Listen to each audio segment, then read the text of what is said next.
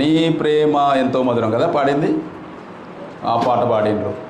తర్వాత opening song మేమేం పాడినాము, మార్గము చూపుము ఇంటికి నా తండ్రి ఇంటికి అనే పాట పాడినాం. దాస్ గారు పాడమంటే కూడా దేవుని ప్రేమ మీదనే పాట పాడింది. ఈరోజు అందరు కూడా సైమల్టేనియస్గా దేవుని ప్రేమ గురించే ఎక్కువగా పరిశుద్ధాత్ముడు అందరితో మాట్లాడిండు. It's very wonderful. కాబట్టి ఉదయకాలము నేను కూడా ఫాదర్స్ లవ్ అనే అంశం మీదనే బోధిస్తూ ఉన్నాను. మనకు లూకా శుభవార్త 15వ అధ్యాయం, అందులో ఎన్ని ఉపమానాలు ఉన్నాయి? ఇట్లా చూస్తే నాకు ఇట్లా తెలుస్తుంది, చెప్పు. 3 ఉపమానాలు ఉన్నాయి. ఏమేమి ఉపమానాలు అమ్మా?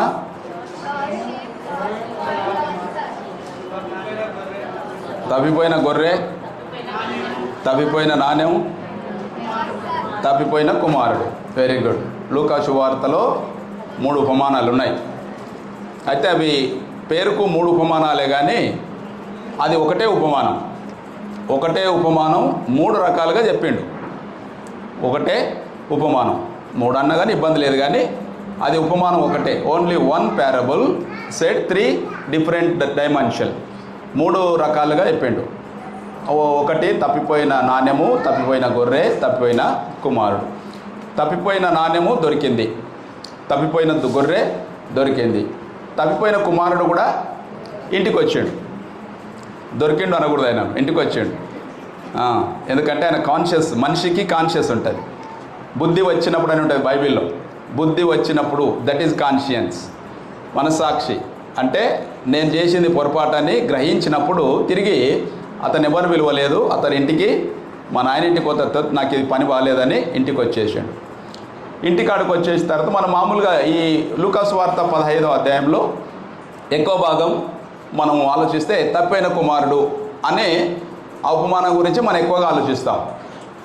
అయితే దీని మెయిన్ సోర్సు తప్పిపోయిన కుమారుడు ఉంది, అది లేదని కాదు. కానీ దానికంటే ఎక్కువగా ఫాదర్స్ లవ్, అదే ఇంపార్టెంట్ ఇక్కడ. Main fathers love. మనం ఎప్పుడు కూడా దాన్ని తప్పిపోయిన కుమారుని యాంగిల్లోనే ధ్యానం చేసినాం. చాలా మటుకు అందరూ అదేవిధంగా ధ్యానం చేస్తారు. ఈరోజు తండ్రి ప్రేమ యాంగిల్లో మనం ధ్యానం చేయబోతున్నాం. ఇదే ఉపమానాన్ని తండ్రి ప్రేమ యాంగిల్లో, దేవుని ప్రేమ, తండ్రి ప్రేమ యాంగిల్లో మనం ధ్యానం చేస్తూ ఉన్నాం. ఈరోజు ఎందుకు ఈ భాగం తీసుకున్నానంటే మనందరికి బాగా తెలుసు, చాలామంది వాట్సాప్లో కూడా చూసి ఉంటారు. ఈరోజు సోషల్ మీడియాలో కూడా హల్చల్ అవుతూ ఉంది. ఏంటి అది? ఫాదర్స్ డే కదా. కాబట్టి ఈరోజు ఈ సైడు తండ్రులు ఉన్నారు చాలామంది. ఎంతమంది ఉన్నారు తండ్రులు? చేతులు చెప్పండి. 1 2 3 4 5 6 7 8 9 10 11. నాది కూడా 11. తల్లులది అయిపోయింది మొన్ననే కదా, దినోత్సవం అయిపోయింది. ఈ లైన్కి వస్తుంది ఎందుకో ఈ మధ్యలో. తండ్రులు మీకందరి కూడా హ్యాపీ ఫాదర్స్ డే. మీకందరి కూడా హ్యాపీ ఫాదర్స్ డే. దేవుడు మిమ్మల్ని దీవించినాడు. ఫాదర్, నాన్న అనేది ఒక తీయని అనుభూతి, ఒక మధురమైన అనుభవం. ఆ అనుభవంలోనికి మిమ్మల్ని నడిపించి మిమ్మల్ని తండ్రులుగా చేసి కుటుంబ బాధ్యతల్లో మీకు ఇచ్చిన గొప్ప ఆధిక్యతను బట్టి మిమ్మల్ని ప్రత్యేకంగా అభినందిస్తూ ఉన్నాను. కాబట్టి ఈ దినము మీకు అందరికి కూడా హ్యాపీ ఫాదర్స్ డే శుభాకాంక్షలు అందిస్తూ ఉన్నాను. నాన్న అనేది ఒక మంచి అనుభూతి. నాన్నలు బాగా వినాలి, తర్వాత కొడుకులు కూడా బాగా వినాలి. నాన్నలు వినాలా, కొడుకులు వినాలి, కూతుర్లు కూడా వినాలి. అంటే నాన్న పోర్షన్ ఏంది ఇంట్లో అని. నాన్న పోర్షన్ ఏంటి ఇంట్లో? నేను ఒక 2-3 సంవత్సరాల కిందట ఒక శీర్షిక చదివినాను. ఒక శీర్షిక,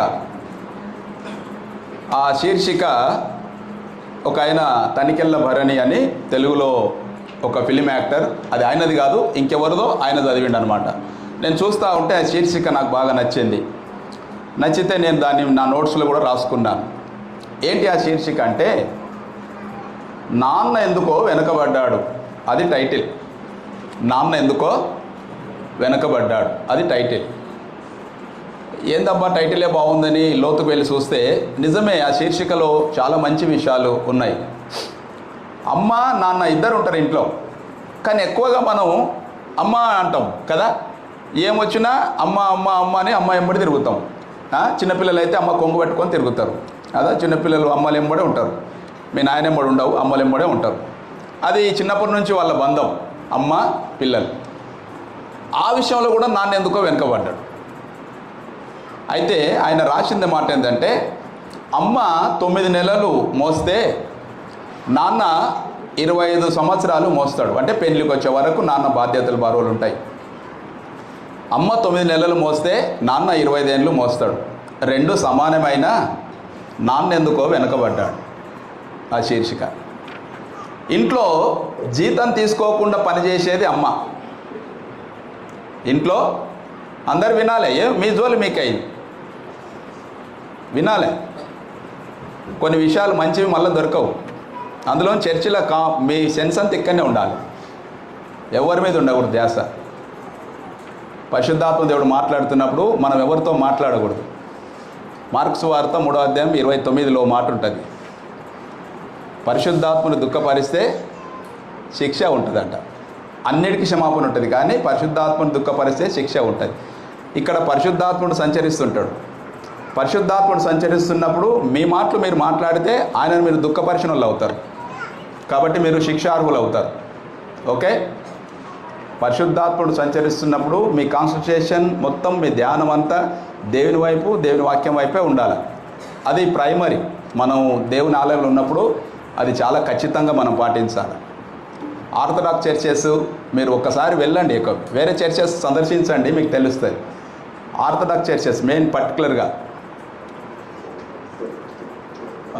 సిఎస్ఐ చర్చెస్, మెథడిస్ట్ చర్చెస్, గుండు సూది వేస్తే సౌండ్ వినిపిస్తుంది, అంత సైలెన్స్ మెయింటైన్ చేస్తారు ఆరాధనలా. మెథడిస్ట్ కానీ, సిఎస్ఐ కానీ, ఆర్థడాక్స్ చర్చెస్, మన వాళ్ళు చాలామంది అక్కడక్కడ అప్పుడప్పుడు పోయిన వాళ్ళు ఉంటారు. గుండు సూది వేస్తే సౌండ్ వినిపిస్తుంది, అంటే వాళ్ళు దేవునికి ఇచ్చే రెవరెన్స్ అది. మనమే గుండు సూదులాగా అరుస్తాం ఆరాధనలో, అది మంచిది కాదు. ఇది చాలా ఖచ్చితంగా చెప్తున్నా నేను. ఆరాధనకు వచ్చినప్పుడు వీ మస్ట్ కీప్ సైలెన్స్, అంతే. దేవుని వైపే మన ధ్యానం ఉండాలి, మన వైపు ఇంకా ఏది కూడా డిస్టర్బ్ చేయడానికి వీల్లేదు. అది మీరు నేర్చుకోవాలి తప్పక, ఎందుకంటే ఇది నేర్చుకునేదే పాఠశాల. ఇది పాఠశాల. ఇక్కడ నేర్చుకోకుంటే ఇంకా మీరు ఎక్కడ నేర్చుకోరు. వేరే చర్చెస్లో ఇట్లా మాట్లాడితే అందరు మిమ్మల్ని చూసి ఎగతాళి చేస్తారు, వాళ్ళు మీ మీద ఎగతాళి చేస్తారు. అంటే ఎక్కడ నేర్చుకొచ్చారు వీళ్ళు, ఈ గ్రూప్ ఎక్కడిది అన్నట్లు చూస్తారు మిమ్మల్ని. ఎందుకంటే మనం అలవాట్లు పొరపాట్లు అక్కడ పోయి మాట్లాడుతుంటాం, మన జోలి మనం పెట్టింటాం.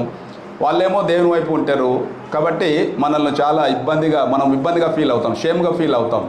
అవి ఉండకూడదని ఇక్కడ మేము చెప్తాం.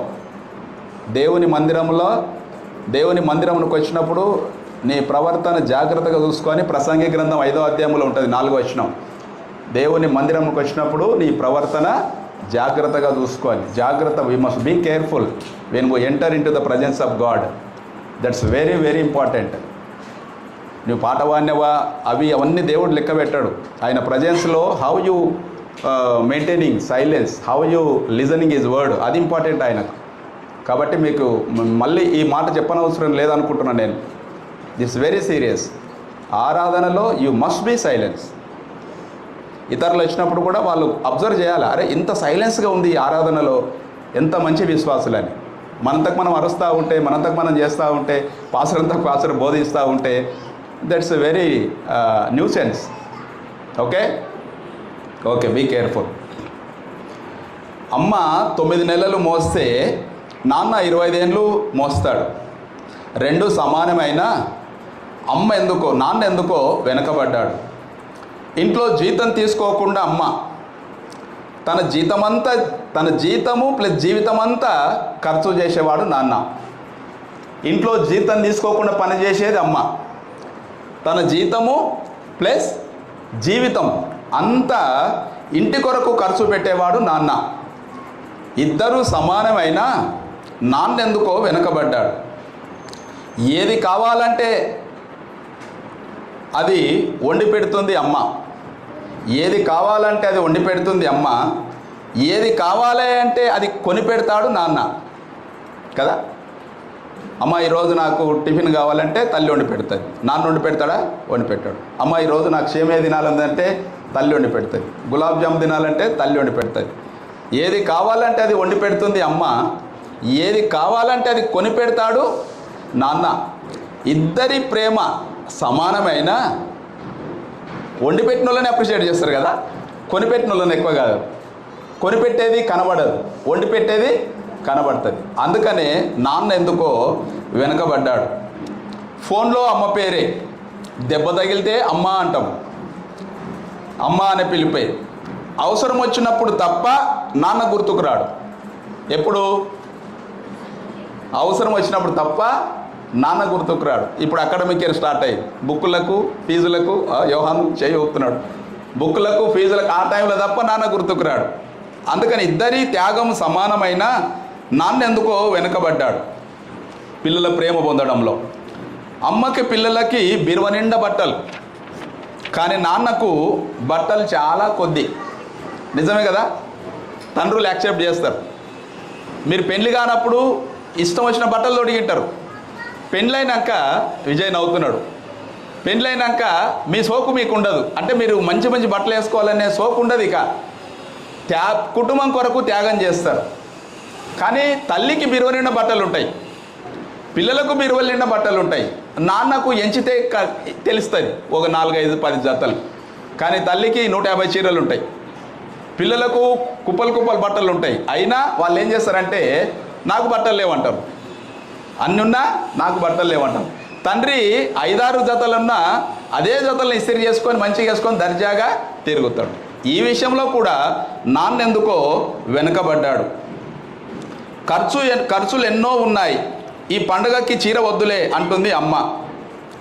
ఇష్టమైన చికెన్ పిల్లలకు మనసారా తింటే కారం పొడితో సరిపెట్టుకుంటాడు నాన్న. కొన్నిసార్లు ఇంట్లో మంచి కర్రీ చేస్తాం, పిల్లలు ఇష్టంగా తిన్న తర్వాత ఇంకా ఏం మిగలకుంటే ఎందుకు తిన్నావు అన్నాడు నాన్న. నా పిల్లలే కదా అనుకుంటాడు, ఏదో పచ్చడితోనో మామిడికాయ పచ్చడో చింతకాయ పచ్చడో కారం తిని సరిపెట్టుకుంటాడు. అందుకే నేమో నాన్న వెనకబడ్డాడు. నాన్న ఇలా వెనకబడిపోవడానికి కారణం ఆయన మా అందరికీ వెన్నెముక కావడమే. నాన్న ఇలా వెనకబడిపోవడానికి కారణం ఆయన మా అందరికీ వెన్నెముక కావడమే. వెన్నెముక వెనకే ఉంటుంది కానీ ముందర కనిపించదు. ఆ వెన్నెముకే లేకపోతే మనిషి నిలబడాడు. వెన్నెముక వెనకే ఉంటుంది కానీ ముందరికి కనిపించదు. కానీ ఆ వెన్నెముకే లేకపోతే మనిషి నిలబడాడు. స్పైనల్ కార్డ్ అంటాం కదా దీన్ని.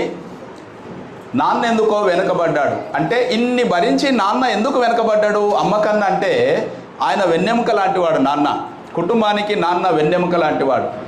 ఈ బాడీకి అంత బరువు మోసేది ఈ స్పైనల్ కార్డే. ఈ స్పైనల్ కార్డ్లో ఉన్న ఎముక బలంతోనే నీ బాడీ నిలబడుతుంది. అందుకనే అన్నీ కనిపిస్తాయి కానీ నీకు ఎన్నెముక కనబడదు. అందుకనే నాన్న వెనకబడ్డాడు అని మాట్లాడతాడు. కాబట్టి ఈరోజు నాన్న ఫాదర్స్ డే. నిజమే, ఒక నాన్న అనేక రీతులుగా కుటుంబంలో వెనకబడతాడు. కానీ పిల్లలకు నాన్న అంటే ఒక నమ్మకం. నాన్న అంటే ఒక నమ్మకం. 2012వ సంవత్సరం వర్షాకాలం మా బ్రైట్ 3 సంవత్సరాలు 3 తరగతి చదువుతుండే, 3rd class. I think 7 years అనుకుంటా, 3rd క్లాస్. బ్రైట్కి ఉన్న అలవాటు ఏంటంటే చిన్నప్పటి నుంచి మా మధ్యరాత్రి ఏదైనా వాష్రూమ్ వస్తే వాళ్ళ అమ్మని లేపదు, చక్కగా వచ్చి షౌకాడ డాడీ డాడీ అంటుంది. ఒకటే కూతకు నేను లేస్తా. ఇంకా నాకు అర్థమైంది ఏంది బిడ్డ అంటే వాష్రూమ్ అంటుంది. అంటే సరే పా అని తీసుకొని పోతా. బాత్రూంలోకి వెళ్ళిపోతుంది. నేను అక్కడ ఎట్లుంటా నిద్రమబ్బులు ఉంటాం కదా, గోడకు పండుకుంటా నేను నిలబడి.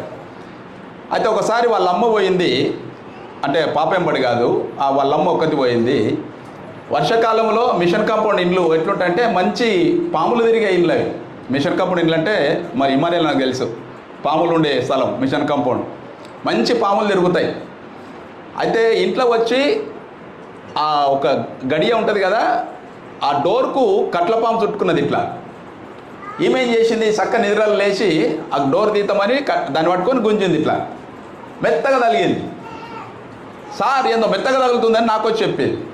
నేను పోయి లైట్ వేసి చూస్తే కట్లపాము మంచిగా తిరిగి కూర్చున్నది. అరే నువ్వు చిలుకను పట్టుకుని లేవు, పామును పట్టుకు గుంజినావు అని చెప్పిన. ఇంకా నేను పోయి చూసి దాన్ని చంపేసిన, అయిపోయింది. అప్పటి నుంచి బయటి ఇంకా భయం, పాములు ఉంటాయని. అయితే ఒకసారి పిలిచింది, పోయినా. సడన్గా ఆమె వాష్రూమ్లోకి పోయింది, నేను బయట గోడకు నిలబడ్డా. కరెంటు పోయింది. కరెంటు పోయినప్పుడే చిమ్మ చీకటి. ఎమ్మడి ఏమన్నది, డాడీ అని అరిచింది. బిడా ఈయనే ఉన్నా, ఫినిష్. ఇంకా మళ్ళా అడగలేదు. దట్ ఈస్ నమ్మకం. ఆ రోజు నేను అక్కడ ఉండొచ్చు, ఇటువైపు పండుకోవచ్చు లోపల. అయినా నా సౌండ్ని ఆ పాప ఏం చేసింది, మా డాడీ ఉన్నాడులే, కరెంటు పోయినా, చిమ్మ చీకటి ఉన్నా, కటిక చీకటి ఉన్నా మా డాడీ ఉన్నాడు అనేది ఒక నమ్మకం. తండ్రి పిల్లలకు నమ్మకం. ఫాదర్ పిల్లలకు, నాన్నంటే ఒక భద్రత, నాన్నంటే ఒక భద్రత, ఒక సేఫ్టీ. కఠిన పరిస్థితులు ఎన్నన్నా ఉండగాని మా నాన్న ఉన్నలే అని పిల్లలకు ఒక భద్రత అన్నమాట. నాన్న అంటే ఒక ధైర్యం. ఏ పరిస్థితి వచ్చినా నేను ఎదుర్కోగలుగుతా, ఎందుకంటే నా వెనుక మా నాన్న ఉన్నాడు. ఈరోజు పిల్లలకు నేను చెప్తా ఉన్నా, మీ నాన్న మీకు ఒక నమ్మకం. మీ నాన్న ఏం చేయకపోయినా నమ్మకమైన. మీ నాన్న ఒక భద్రత, మీ నాన్న ఒక భరోసా. మీ నాన్న అంటే ఒక డిసిప్లిన్, క్రమశిక్షణ. డిసిప్లిన్లోనే రెండు ఉంటాయి, క్రమశిక్షణ, క్రమము ప్లస్ శిక్షణ. అంటే క్రమం అంటే ఆర్డర్, శిక్షణ అంటే ట్రైనర్. కుటుంబానికి పిల్లలకు క్రమాన్ని నేర్పేటోడు తండ్రి, కుటుంబాన్ని పిల్లలను ట్రైన్ చేసేటోడు తండ్రి. తండ్రి క్రమశిక్షణ పెడితే పిల్లలు అనుకుంటారు, ఇది నా కష్టానికి మా డాడీ ఇట్లా మాట్లాడుతున్నాడు అనుకుంటారు పిల్లలు. మీకు చెప్తున్నా, యవనస్తులు పర్టికులర్గా. కానీ ప్రపంచంలో ఏ తండ్రి కూడా మీరు చెడిపోవాలని ఏ మాట చెప్పాడు. ఇంకా మీ దోస్తులు చెప్పొచ్చు, మీ అన్నదమ్ములు చెప్పొచ్చు, కానీ ప్రపంచంలో తండ్రి ఒక్కడే మీరు బాగుపడాలనే క్రమాన్ని నేర్పుతాడు, శిక్షిస్తాడు కొన్నిసార్లు. సామెతల గ్రంథం 13లో ఉంటుంది, తండ్రి శిక్షించిన కుమారుడు జ్ఞానము గలవాడగును, బెత్తం వాడని తండ్రి కుమారునికి విరోధి. తండ్రి శిక్షలో క్రమశిక్షణ ఉంటుంది. కాబట్టి పిల్లలు తల్లిదండ్రులు ఒక మాట మాట్లాడినప్పుడు మీరు ఎదురు చెప్పకూడదు. దేవునికి ఎదురు చెప్పినట్లనే, తల్లిదండ్రులకు ఎదురు చెప్పితే దేవునికి ఎదురు చెప్పినట్లనే. నీ తల్లిని తండ్రిని దుఃఖపరిస్తే వాని దీపం ఎక్కడ ఆరిపోతుందంట, కారు చీకటిలా. కాబట్టి ఇవి గమనించాలి. తండ్రి కష్టం ఏంటో మీకు తెలియాలి. తండ్రి ఎన్నో త్యాగం చేసుకుంటాడు. పిల్లలు పుట్టక ముందు తన భార్య తను హాయిగా తిరిగింటారు బాగా, కానీ పిల్లలు పుట్టిన తర్వాత తన సుఖాలన్నీ త్యాగం చేసుకుంటారు. ఒక్కొక్కటి మెల్లమెల్లగా తండ్రి త్యాగం చేసుకుంటాడు. తండ్రి కనబడడు మీకు, కానీ ఆయన త్యాగం అనేది ఆయనకొక్కనికే తెలుసు, ఏం త్యాగం చేసుకుంటాడో అనేది. కొందరు తన జీవితాన్నే త్యాగం చేసుకుంటారు కుటుంబం కొరకు. అలాంటి వాడు తండ్రి. అందుకంటే తండ్రి అంటే ఒక నమ్మకం, తండ్రి అంటే ఒక భరోసా, తండ్రి అంటే ఒక బాధ్యత, తండ్రి అంటే ఒక క్రమశిక్షణ, తండ్రి అంటే ఒక సాక్రిఫైస్, త్యాగం. ఆయన జీవితం అంతా త్యాగమే. మేము ఎంత ఎత్తుకు ఎదిగినా తండ్రి కంటే ఎక్కువ ఎత్తుకు ఎదిగిన, తండ్రి కంటే నీకు ఎక్కువ పేరు వస్తే మొట్టమొదట ఆనందించేవాడు ఎవరంటే మీ నాన్ననే. అన్నదమ్ములకు కూడా అసూయ ఉంటుంది, అక్క చెల్లెళ్ళకు కూడా అసూయ ఉంటుంది. తొడబుట్టిన వాళ్ళే కానీ అసూయ ఉంటుంది. మీరు గమనించండి, అక్క కన్నా ముందర చెల్లెలు ఒక ఇల్లు కట్టుకున్నది అనుకో, అక్కకు అసూయ ఉంటుందా ఉండదా? అక్క చెల్లె అనుకుంటే తోడబుట్టిన వాళ్ళే, ఒక తల్లి పిల్లలే, అయినా మా చెల్లెలు నాకన్నా ముందు ఇల్లు కట్టుకునే. తమ్ముడు ఎదిగితే అన్నులకు అసూయ ఉంటుంది, చిన్నగా అయినా అసూయ ఉంటుంది. యోసేపుని బట్టి అన్నోళ్ళు ఏం పడ్డారంట, అసూయ పడ్డారంట. కానీ తండ్రికి ఉంటుంది అసూయ. ప్రపంచంలో ఏ తండ్రికి తన కొడుకు ఎదుగుదలను చూసి అసూయ పడడు. ప్రపంచంలో మొట్టమొదట కొడుకును ఎదుగుదలను అప్రిషియేట్ చేసేది వాళ్ళ నాన్నొక్కడే. తన బిడ్డ ప్రగతిని కోరేది వాళ్ళ నాన్నొక్కడే.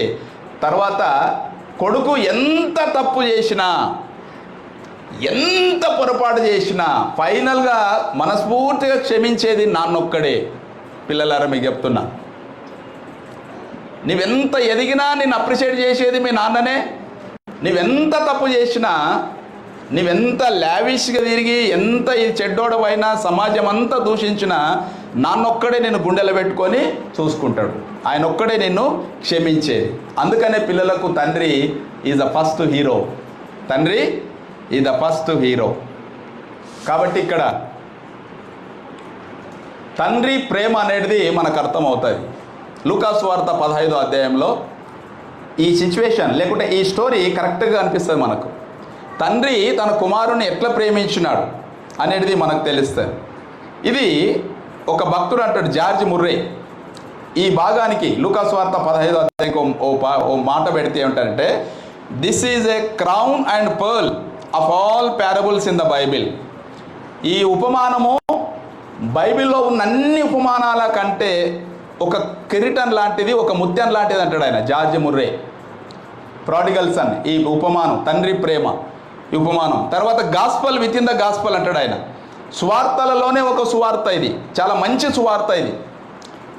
తర్వాత చార్ల్స్ స్పర్జన్, ప్రసంగ చక్రవర్తి అంటారు ఈయన, చార్ల్స్ స్పర్జన్ ఏమంటాడు ఈ భాగాన్ని, the most divinely tender and the most humanly touching story ever never told on earth. The most divinely tender and the most human touching story ever never told on earth. Charles Spurgeon అంటాడు, ఇది దేవుని అతీతమైన ప్రేమ, ఒక కుమారుని అతీతమైన ఒకలాంటి మూర్ఖత్వానికి నిగార్సుగా నిలబడ్డ ఉపమానం ఏంటంటే ఇది. ప్రపంచంలో ఈ భూమి మీద ఇలాంటి ఉపమానం ఇంకోటి లేదు. మీరు బాగా గమనిస్తే కలువరి కొండ మీద కూడా the same situation arise. Calvary కొండ మీద the cruelty of a human, the love of God reveals at a time. The cruelty of a women, the great love of God reveals at a time. Calvary కొండ మీద మనిషి యొక్క అతి భయంకరమైన క్రూరత్వం కనబడింది అక్కడ. దేవుని యొక్క అతి విశాలమైన ప్రేమ అక్కడ కనబడుతుంది. ఏంటది? అంతగా మనిషి క్రూయల్గా ఎప్పుడు బిహేవ్ చేయలేదు దేవుని ఎడల. దేవుడు అంతగా శిలువ మీద ఎక్కి ఆయన మరణానికి దగ్గరగా ఉంటే మనిషి పగలబడి నవ్వినాడు. అంత క్రూయల్గా ఎక్కడ బిహేవ్ చేయలేదు. ఎట్ ద సేమ్ టైం అంత ప్రేమగా దేవుడు కూడా లోకాన్ని ప్రేమించింది అక్కడ. అందుకని తండ్రి వీరేమి చేస్తున్నారో వీరికి తెలియదు కాబట్టి వీరిని క్షమించమంటాడు. That is the father's love. అందుకనే చివరి కలువరి మీద కూడా యేసుక్రీస్తు దేవుని తండ్రి ప్రేమను చూపించినాడు. That is father's love. అది అంతా ఈ ఉపమానంలో మనకు కనబడుతుంది. ఇక్కడ హూ ఈజ్ ఫాదర్ ఉపమానంలో అంటే Jesus is the father, God is the father. Who is the prodigal sun, తప్పిపోయిన కుమారుడు ఎవరంటే నీవు నేను. Who is the elder son, పెద్ద కుమారుడు ఎవరు అంటే శాస్త్రులు పరిసయ్యులు ఉపమానంలో.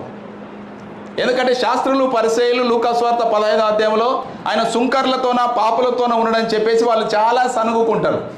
వాళ్ళని గురించి ఉపమానాలు చెప్తాడు ఆయన, ఉపమానం శాస్త్రులు పరిసయ్యులని. కాబట్టి ఇక్కడ తప్పిపోయిన కుమారుడేమో మన పోర్షను, క్షమించే తండ్రి పోర్షను దేవుంది.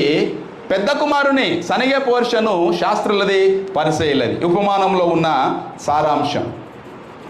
కాబట్టి ఈ ఉపమానానికి నేను ఇచ్చిన టైటిల్ ఏంటంటే ద గ్రేటెస్ట్ ఫాదర్స్ లవ్, దేవుని ప్రేమ లేకుంటే తండ్రి ప్రేమ.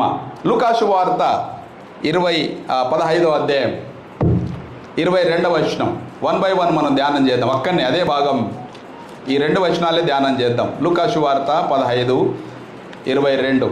ఈరోజు మరి తండ్రి పిల్లల కొరకు ఏం త్యాగం చేసినాడు. చాలామంది పిల్లలు మాట్లాడతారు, నువ్వేం చేసినావు మా కొరకు అంటారు. తండ్రిని, అమ్మను కానీ తండ్రిని కానీ నువ్వేం చేసినావు మా కొరకు అంటారు.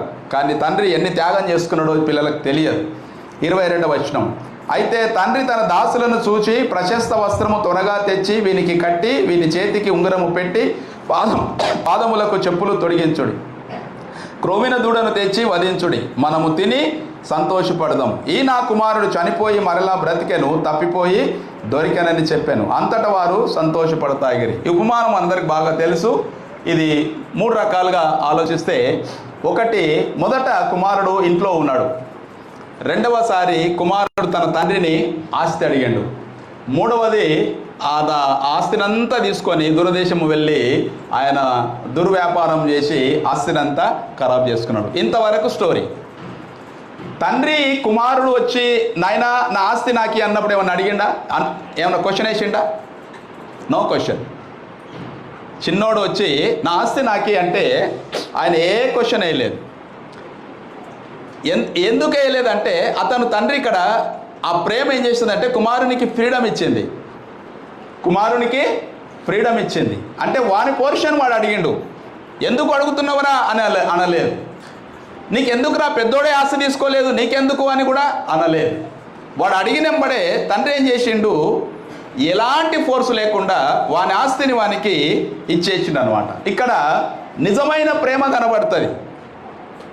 అంటే ఒక కుమారుడు ఏ క్వశ్చన్ లేకుండా ఎలాంటి స్వార్థం ఆలోచించకుండా సరే వాని భాగం ఉంది, నేను సంపాదించిన ఇద్దరు పిల్లలకు సమానమే, వాని భాగాన్ని వాడు అడుగుతున్నాడు. అక్కడ అడుగుడకం కూడా బైబిల్లో ఫస్ట్గా ఏమన్నాడే తండ్రి అని ఉంటుంది. ఇంగ్లీష్ బైబిల్లో తెలుగు బైబిల్లో బాగుంటుంది ఇంగ్లీష్ కన్నా. ఇంగ్లీష్లో ఫాదర్ ఉంటుంది కానీ తెలుగులో ఏముంటుంది అంటే చూడండి 15వ అధ్యాయం 11వ వచనం.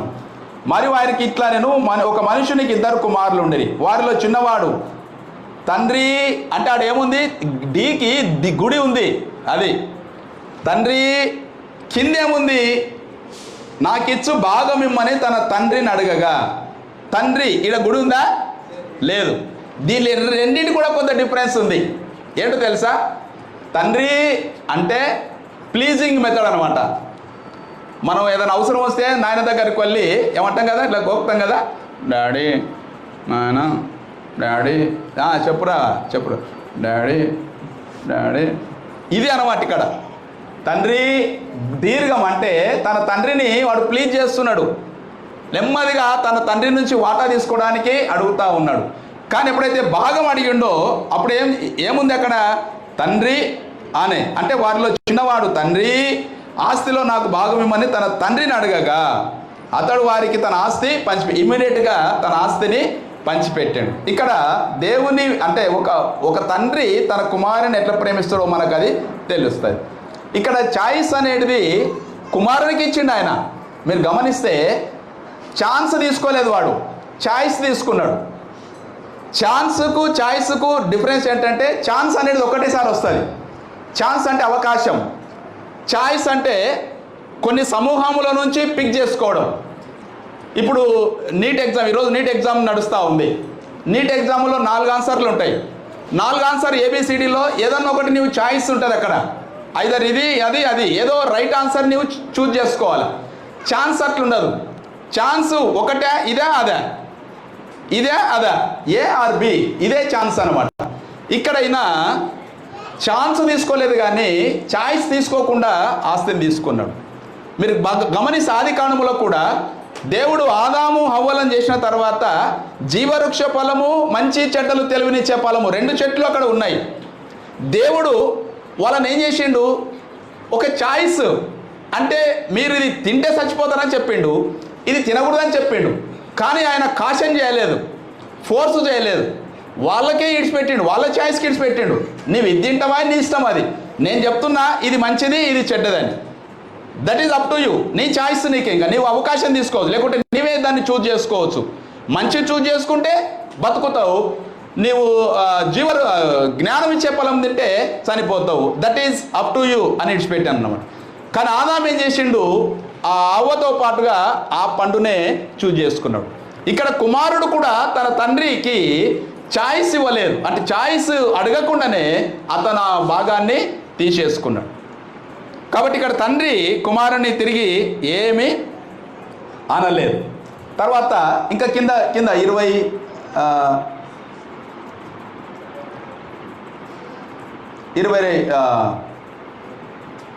వచనం. అదంతయు ఖర్చు చేసిన తర్వాత ఆ దేశమందు గొప్ప కరువు రాగా వాడు ఇబ్బంది పడసాగి వెళ్ళి ఆ దేశస్థులలో ఒకని చెంత చేరాను. అతడు పందులు మేపుటకు తన పొలంలోనికి వానిని పంపాను. వాడు పందులు తిను పొట్టుతో కడుపు నింపుకొరని ఆశపడిన కానీ ఎవడనూ వానికి ఏమీ ఇయ్యలేదు. చాలామంది మనం ఏం చేస్తామంటే ఇక్కడ వాడు పందుల పొట్టు తినడానికి అనుకుంటాం. పందుల పొట్టు తప్పిపోయిన కుమారుడు పందుల పొట్టు తిన్నాడు అని. పందుల పొట్టు కూడా తినలేదు అంటే పందుల పొట్టు తినే వరకు వెళ్ళిపోయాడు ఆకలికి. పందుల పొట్టు కూడా తినే వరకు వెళ్ళిపోయాడు కానీ చివరికి ఆ పందుల పొట్టు కూడా తనకి దొరకలేదు. పందులు ఏం చేస్తాయి? ఒక పందికి 10 పందులు వస్తాయి. అవే ఆ ఆహారానికి అవే మూతులు పెట్టి అవే ఎక్కువగా తినేస్తాయి ఆ పొట్టును. వీనికి ఆ ఛాన్స్ కూడా దొరకలేదు. అంటే ఇక్కడ కుమారుని పరిస్థితి తండ్రికి దూరం అయిపోయిన తర్వాత, తండ్రి ఇంట్లో ఉన్నప్పుడు వాడు లగ్జరీగా ఉన్నాడు. చాలా ఒక కుమారునిగా ఒక హోదా, ఒక హూందాతనం, ఒక గౌరవం, ఒక మర్యాద, ఒక క్రమము అన్నీ కూడా ఉన్నాయి ఇంట్లో. కానీ ఈ క్రమానికి అలవాటు పడక వాడు స్వేచ్ఛగా జీవించాలని స్వేచ్ఛను కోరుకున్నాడు ఆ బాబు. స్వేచ్ఛ అనేది అవసరమే. మార్టిన్ జూనియర్ లూథర్ కింగ్ ఆయన నల్లోళ్లకు స్వేచ్ఛ కొరకు పోరాడిండు. ఆయన కూడా స్వేచ్ఛను అడిగిండు. కానీ ఎలాంటి స్వేచ్ఛను అడిగిండు? కఠిన బానిసత్వంలో ఉన్న నల్ల అమెరికన్స్కు ఆ తెల్ల అమెరికన్స్ నుంచి స్వేచ్ఛ అడిగిండు ఆయన. అందుకని అబ్రహాం లింకన్ టైంలో ఈ సిచ్యువేషన్ జరిగింది. బానిసలుగా నల్లోళ్లను సేమ్ అమెరికన్సే, వాళ్ళ అమెరికన్సే వీళ్ళ అమెరికన్సే, కానీ ఇద్దరు అమెరికన్స్ అయినప్పటికీ ఈ నల్లోళ్ళ బ్రీడ్ని ఎవరైతే ఉన్నారో ఆ తెల్ల తోలు ఉన్నోళ్ళు కఠినంగా హింసలు చేసేవాళ్ళు. ఒక రకంగా స్లేవ్స్గా ఈ నల్లోళ్లను ప్రపంచ దేశాలకు అమ్ముకున్నారు వాళ్ళు ఆ దినాలలో. 1861, 1864, 1830 నుంచి మనం బాగా ఆలోచిస్తే 1861 నుంచి 1865 వరకు Abraham Lincoln was the president America. ఈ టైంలో ఈ వాషింగ్టన్ డీసీ అనే రాష్ట్రంలో ఈ నల్ల వ్యక్తి ఎవరు? Pastor, evangelist junior Martin Luther king అంటారు ఆయన. ఈయన ఒక విప్లవాత్మకమైన ఒక స్వేచ్ఛాయుతమైన ప్రసంగం చేస్తున్నాడు ఆయన. ఏంటి అంటే I have a dream, that's a bold message. ప్రపంచానికి ఈరోజు మీరు గూగుల్లో just I have a dream అని కొడితే ఆయన ప్రసంగం వస్తుంది అంతే. అంటే నాకు ఒక కళ ఉంది. ఆ కళ ఏంటంటే నా పిల్లలు నల్లోళ్ళు, ఇతరుల పిల్లలు తెల్లోళ్ళు, నల్లోడు తెల్లోడు కలిసి ఎక్కడ స్వార్థం లేకుండా నివసిస్తారో అలాంటి దేశాన్ని నేను కోరుకుంటున్నా దేవా అంటాడు ఆయన. నా పిల్లలు తెల్లలతో కలిసి ఎలాంటి తారతమ్యం లేకుండా, స్కూల్ రిజిస్టర్లో బ్లాక్ వైట్ అని పేరు లేకుండా వీఆర్ సిటిజన్ ఆఫ్ అమెరికా అనే స్వేచ్ఛ కొరకు నేను పాకులాడుతున్నాను. అలాంటి స్వేచ్ఛాయుతమైన జీవితంలోనికి నా పిల్లలు నడిపించు అని ఆయన స్వేచ్ఛ కొరకు పోరాడిండు. కాబట్టి ఆ పోరాటాన్ని అబ్రహాం లింకన్ బైబిల్ చదివిన వ్యక్తి కాబట్టి, దేవుని సేవకుడు, దేవుని భక్తిలో ఉన్న వ్యక్తి కాబట్టి, దేవుడు నరులను ఈక్వల్గా సూచించిండని గలేషియన్స్ 3:28లో ఏ భేదము లేదు, ఆయన యూదుడని, గ్రీసు దేశస్థుడని, స్త్రీ అని, పురుషుడని, బానిసని, స్వతంత్రుడని భేదము లేదు, అందరూ ఈక్వల్ అని ఆ వాక్యాన్ని నమ్మి ఆనాడు అమెరికా జనాలకు ఒక డిక్లరేషన్ను ఆయన క్లియర్ చేసిన. అప్పటి నుంచి అమెరికన్స్లో బ్లాక్ వైట్ ఈక్వల్ అయిపోయినాయి. దేవుడు కూడా మనకు స్వేచ్ఛనిచ్చినాడు. ఆదామవ్వలు కూడా స్వేచ్ఛనిచ్చినాడు. ఏ స్వేచ్ఛ వెళ్తే ఆ స్వేచ్ఛ నీవులవరు. పిల్లలకు కూడా తండ్రులు స్వేచ్ఛ ఇస్తారు. కానీ ఆ స్వేచ్ఛ విత్ రెస్పాన్సిబిలిటీ అది గమనించాలి పిల్లలు. తండ్రులు చాలాసార్లు నువ్వు నన్ను కట్టిపడేస్తున్నావు, నన్ను ఎక్కడ పోకుండా చేస్తున్నావు, నన్ను బయటకోకుండా చేస్తున్నావు, నన్ను ఆడుకోకుండా చేస్తున్నావు, నా ఫ్రెండ్స్తో తిరగకుండా చేస్తున్నావు అని పిల్లలు తండ్రుల మీద ఒకలాంటి మనస్సును, ఒకలాంటి కోపాన్ని లోపలనే పెంచుకుంటారు. ఈ దినాల పిల్లలు మేము పెంచుకోలేదు. వాస్తవానికి మా వయసు పిల్లలము మేము మా తండ్రుల మీద ఎప్పుడు కోపాన్ని పెంచుకోలేదు. కానీ ఈ కాలం పిల్లలు తండ్రులు ఏదన్నా మంచి మాట కొరకే, తండ్రులు మీరు గమనించండి, ప్రామిస్గా చెప్తున్నా, ఎప్పుడు కూడా కొడుకు చెడిపోవాలని ఏది చెప్పాడు. మీరు బాగా వినాలి అంతే. ప్రపంచంలో ఎవరైనా నీవు చెడిపోవాలని చెప్తారు, నీ దోస్తు చెప్తాడు నీవు చెడిపోవాలని, కానీ నీ తండ్రి ఎప్పుడు కూడా నీవు చెడిపోవాలని చెప్పాడు. కానీ మనం ఏం చేస్తాం? అది మా తండ్రి నా స్వేచ్ఛను హరిస్తున్నాడు, నన్ను స్వేచ్ఛగా బయటికి వెళ్ళనిస్తాను లేదు అని మనం తండ్రి మీద కోపాన్ని పెట్టుకుంటాం. ఆ కోపం రాను రాను తండ్రి మాట వినకుండా రెబ్బలైటట్లు తయారవుతుంది. సేమ్ ఇక్కడ దేవుడు అంటే తండ్రి తన ప్రేమను ఎంతగా వ్యక్తపరచాలని ప్రయత్నం చేసినప్పటికీ కొడుకు స్వేచ్ఛనే కోరుకున్నాడు, కానీ తండ్రి క్రమశిక్షణను ఆయన కోరుకోలేదు. ఇక్కడ కూడా తండ్రి ప్రేమ మనకు బయటపడుతుంది. కాబట్టి ఈరోజు మీరు గమనించండి పిల్లలారా, మీ తండ్రి పలానా టైంకు లేవాలే అంటే పలానా టైంలో నీ ఫోన్ చూస్తుంటావు ఎక్కువగా. ఈ ఫోన్ చూస్తుంటే బాబు ఎక్కువ ఫోన్ చూడొద్దు అంటే మీకు అది కోపం. మా నాయన ఎప్పుడు ఫోన్ చూడొద్దు అంటాడు, ఇరిటేట్ అవుతారు, మాట్లాడ బంద్ చేస్తారు, ఆ నుంచి లేచిపోతారు మీరు. ఇవన్నీ ఇళ్ళలో జరుగుతున్నాయి. అంటే ఫోన్ చూడొద్దు అనేది మీకు ఏమవుతుంది అంటే అది ఇరిటేట్ అవుతుంది, మీ మనసును గాయపరుస్తుంది. మా నాన్న మాకు స్వేచ్ఛ ఇస్తలేడని. కొంతమంది ఛార్జింగ్ పెట్టి ఫోన్లు చూస్తుంటారు. యూట్యూబ్లో ఎన్నో చూస్తుంటాం మనం. ఛార్జింగ్లు పెట్టి ఫోన్ చూస్తే ఫోన్ పేలిపోయి ముఖం మలిగిపోతుంది. నాయన ఏం చెప్తాడు, అరే ఛార్జింగ్ తీరా తీసి చూడరా అంటాడు. నీకు అది ఇరిటేట్ అవుతుంది. ఇరిటేట్ అయ్యి మా నాయన ఎప్పుడు ఇంతే అంటే మీ నాయన మీద ఒక ఒక ఒక జుగుత్సాకరమైన మనసును నీవు క్రియేట్ చేసుకుంటావు. కానీ ఆయన మనసులో ఏముంటుందంటే అరే నా కొడుకు ఫోన్ చూస్తే కళ్ళు పోతాయి వానివి, నా కొడుకు ఫోన్ ఎంబడి ఇట్లే పడితే వాని భవిష్యత్తు నాశనం అవుతుంది, వాడు ఫోన్కి అడిక్ట్ అయితే వాడు భవిష్యత్తులో ఎందుకు పనికిరాడు, వాడు ఛార్జింగ్ పెట్టి ఫోన్ చూస్తుంటే సడన్గా ఛార్జింగ్ ఎక్కువై కరెంటు పాస్ ఎక్కువ అయ్యి పేలిపోతే కష్టం. ఇవి మీ నాయన మనసులో ఉంటాయి. కానీ నీకు అది తెలియదు. నీకేం తెలుస్తుంది? వద్దురా అనేదే తెలుస్తుంది. కానీ నాయన లోతు మీకు అర్థం కాదు. మీకు ఎప్పుడు అర్థమవుతుందంటే నీవు తండ్రి అయితే తప్ప ఆ క్రమాన్ని నీకు తెలియదు. గ్లోరీ ఉందా? గ్లోరీ ఒకసారి ఆమె సాక్ష్యం చెప్పింది. వాళ్ళమ్మ ఏదేదో మాట్లాడుతుంటే గ్లోరీకి అప్పుడప్పుడు చికాకు వచ్చేదట.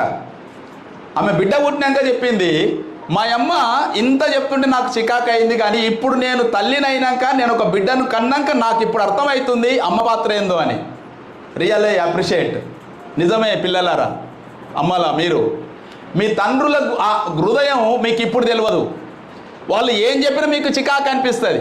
వాళ్ళు ఎంత మీ కొరకు ప్రేమను పంచినా మీ చిన్న చిన్న స్వేచ్ఛలకు అడ్డమవుతున్నారు అనిపిస్తుంది. కానీ మీరు తల్లిదండ్రులు అయితే మీ పిల్లలు ఆ విధంగా బిహేవ్ చేస్తే అప్పుడు ఇంకా నేను అనుకుంటున్నా మా కాలంలో అట్లా లేదు, ఈ కాలంలో అట్లా వచ్చింది, రాబోయే తరం ఇంకెట్లా వస్తుందో తెలియదు. ఇప్పటికే ఏ జనరేషన్ వచ్చింది.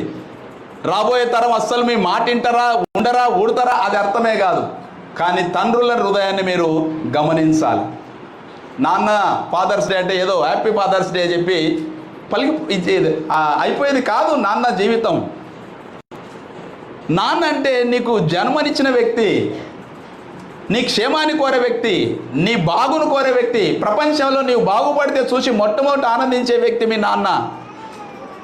అలాంటి నాన్న అని ఏమనుకుంటుంటే స్వేచ్ఛ లేకుండా చేస్తున్నాడని మీరు పొరపాటు పడతారు. నాన్న నీవు ఎంత పొరపాటు చేసినా నిన్ను క్షమిస్తాడనమాట. That is the father's love. 22వ వచనం చూడండి. అయితే తండ్రి తన దాసులను చూచి వాడు దూరంగా ఉన్నప్పుడు, ఎక్కడ ఉంది 20లా, వాడు ఇంకా దూరంగా ఉన్నప్పుడు తండ్రి వానిని చూచి, వాడు ఇంకా దూరంగా ఉన్నప్పుడు ఏం జరుగుతుంది? ఈడ వాడు ఆస్తి తీసుకొని పోయిండు, స్వేచ్ఛను కోరుకున్నాడు, స్వేచ్ఛావయంలోనికి వెళ్ళిపోయిండు, స్వేచ్ఛ అంతా సంతోషించిండు, ఆస్తినంతా అయిపోగొట్టిండు. తర్వాత అంతా అయిపోయిన తర్వాత పందుల పొట్టు దగ్గరికి వచ్చిండు. పందులు కూడా వానికి ఛాన్స్ ఇయ్యలేదు. ఫైనల్గా కడుపు మాడుతుంది. కడుపు మాడి పేగులు అరుస్తూ ఉన్నాయి లోపల. ఒక గుట్క నీళ్లు దొరుకుతలేవు, ఒక్క బుక్క అన్నం దొరకలేదు. ఏ హోటల్కి వెళ్ళినా హోటల్లో ఒక పావుబాజీ దొరకలేదు నీకు. అలాంటి టైంలో బుద్ధి వచ్చింది వానికి. అలాంటి టైంలో బుద్ధి వచ్చింది. బుద్ధి నీ దగ్గర అన్నీ ఉన్నప్పుడు రాదు. దుడ్లున్నప్పుడు నీకు బుద్ధి రాదు. అన్నీ ఉన్నప్పుడు నీ తండ్రి మాటలు నీకు ఇరిటేట్ అవుతాయి, మీ అమ్మ మాటలు నీకు కోపాన్ని తెప్పిస్తాయి. కానీ అన్నీ కోల్పోయిన తర్వాత ఏది సమాజంలో నిన్ను ఎవ్వరు చిదిరించుకొని నీకు ఏది దొరకనప్పుడు అప్పుడు బుద్ధి వస్తుంది. బుద్ధి వచ్చినప్పుడు నీవు ఎక్కడ పోయినా నిన్ను ద్వేషిస్తారు. కానీ తిరిగి నీ తండ్రి దగ్గరికి వస్తే, నీ ఇంటికి వస్తే అక్కడనే నీకు గౌరవం, వెల్కమ్ అనేది అక్కడనే దొరుకుతుంది. అదే ఇక్కడ తండ్రి ప్రేమ మనకు బయటపడుతుంది. వాడు ఇంకా దూరంగా ఉన్నప్పుడే వాడిని చూడండి, మీరు గమనించండి. ఇక్కడ వీడు 25 సంవత్సరాలు యవనస్తుడు అనుకుందాం, తండ్రి 50-60 అనుకుందాం. యవనస్తునికి కండ్లు బాగా కనబడతావా, తండ్రికి కనబడతాయి? ఆగరమ్మా, యవనస్తులకే కండ్లు బాగా కనబడతాయి. వయసు వాళ్ళకు కండ్లు అంతంత మసక పడిపోతాయి. కానీ ఇక్కడ ఫస్ట్ చూసింది ఎవరు? తండ్రి చూసిండు. వాట్ ఏ కాంట్రాస్ట్ కదా. దూరంగా ఉన్నప్పుడు, మళ్ళా అంత దూరంగా ఉన్నప్పుడు కూడా తండ్రి తన కొడుకును గుర్తుపట్టిండు. నువ్వు 100 మందిలో ఉండు, 1000 మందిలో ఉండు, నువ్వెంత దూరమన ఉండు, మీ తండ్రి ఒక్కడే నీ పరిస్థితిని చూసేటోడు. ఆమేన్. నువ్వు 1,00,000 మందిలో ఉండు, నీ తండ్రి నిన్ను గుర్తుపడతాడు. ఒక బిల్డింగ్ కాలిపోతుంది. బిల్డింగ్ కాలిపోతుంటే ఒక చిన్న పాప, చిన్న కొడుకు లోపల ఉన్నాడు. వాడు రూమ్లో కాలిపోతున్నాడు. ఆ రూమ్ అంతా కాలిపోతుంది. వాడిని కింద చాలామంది బాబు దుంకు, కిందికి దుంకు, కిందికి దుంకు, కిందికి దుంకు అంటుండ్రు. నెట్టు పట్టుకున్నారు కింద. నువ్వు దుంకు మేము కాపాడుతామంటారు. వాడు ఓన్ మాట వింటలేడు, ఏడుస్తున్నాడు లోపల. 10 నిమిషాల తర్వాత ఒక స్వరం వినిపించింది వానికి, బాబు కిందికి దుంకు అని. ఇమ్మీడియట్గా పైనుంచి అమాంతంగా దుంకేసాడు. ఎవరిది ఆ స్వరం అంటే వాళ్ళ నాయనది. 100 మంది ఉన్నారు సేఫ్ గార్డ్స్ అక్కడ, కానీ ఎవరిని వాడు నమ్మలేదు. అంటే నమ్మకం అనే కాదు, ఆ ధైర్యం చేయలేకపోయిండు. కానీ తండ్రి స్వరం అంతమందిలా బాబు దుంకు అన్నెంబడే మా నాయన అని అమాంతంగా దుంకేసాడు. ఒక చిన్న బాబు, మీరు గమనించండి, ఒక స్విమ్మింగ్ పూల్ లేకుంటే బాయ్ అనుకుందాం, స్విమ్మింగ్ పూల్లో తండ్రి కింద లోపల ఉన్నాడు. స్విమ్మింగ్ పూల్లో ఒక 2-3 ఏళ్ళ పాప బుడ్డి అడుగులు వేసుకొని ఆ ఒడ్డు మీద నడుచుకుంటూ వస్తూ ఉంది. తండ్రి బేబీ దుంకు అని చేతులు పట్టిండు. నీళ్ళు దుంకితే మునిగిపోతుంది, చచ్చిపోతాం. ఆ పాపకి ఈత రాదు. అయినా ఏం చేస్తుంది పాప? దుంకేస్తుంది. ఎందుకంటే వాళ్ళ నాయన మీద నమ్మకం. ఇక్కడ కుమారుణ్ణి, అంటే పాప తండ్రిని నమ్మింది, కానీ తండ్రి కూడా తన కుమారునికి భద్రతను ఇచ్చిందనమాట. ఇక్కడ ఈ ముసలైన కండ్లు కనబడకపోయినా దూరం నుంచి కుమారుని చూచి గుర్తుపట్టి పరిగెత్తుకొని, ఎంత మంచి మాట రాసిండు చూడండి ఆయన. వాడు ఇంకా దూరంగా ఉన్నప్పుడే తండ్రి వారిని చూచి కనికరపడి ఈ 3 విధ కంపాషన్.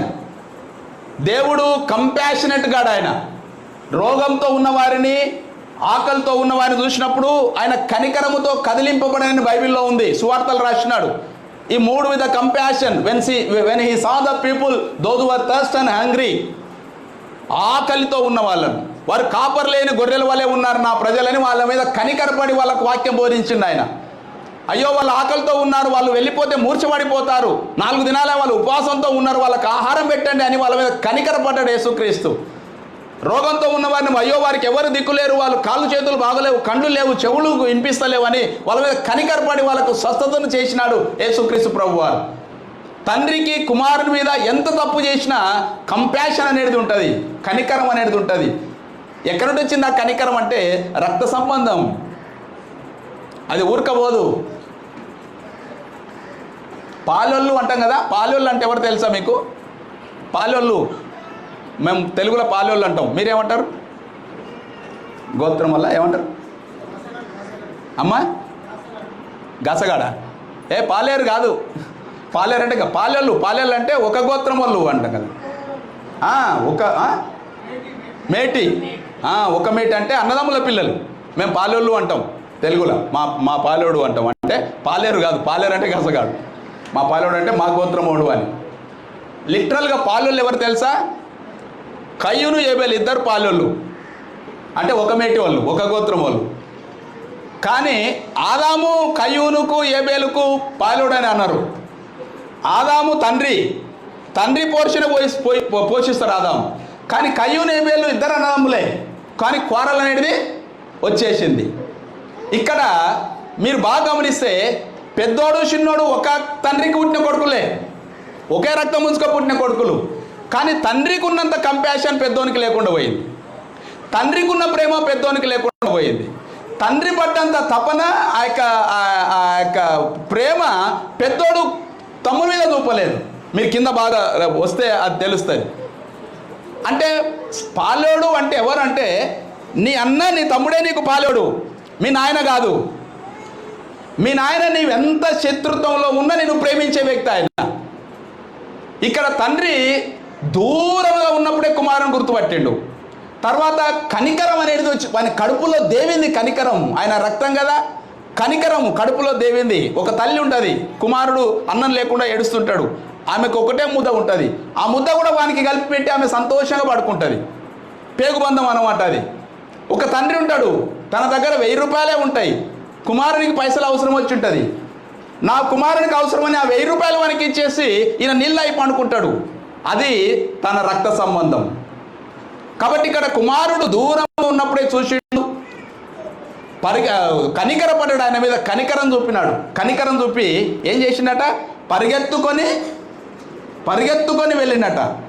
యాక్చువల్గా యవనస్తులు పరిగెత్తుతారా, ముసలు పరిగెత్తుతారా? యవనస్తులే పరిగెత్తాలి. కానీ నాయనదుడు ఎంత గొప్ప నాయన, పరిగెత్తుకొని, అక్కడ ఉంది కదా 20 వచ్చిన, వాడు ఇంకా దూరంగా ఉన్నప్పుడు తండ్రి వాణిని చూచి కనికరపడి పరిగెత్తుకొని, అబ్బా ఎంత ఎంత ఎంత కుతూహలమైందో వాడిని గుర్తుపట్టిండు. అయ్యో నా కొడుకని తన కడుపుల నుంచి దేవినట్ల కనికరం వచ్చేసింది. వాడు మళ్ళీ ఎక్కడ పోతాడో అని పరిగెత్తుకొని, నడవలేని మనిషి, పరిగెత్తలేని మనిషి, ఆయాసం ఉన్న మనిషి, బీపీ షుగర్ ఉన్న మనిషి, 60 ఏళ్ళ పైబడిన మనిషి. అబ్బా, దట్ ఈజ్ ఫాదర్స్ లవ్.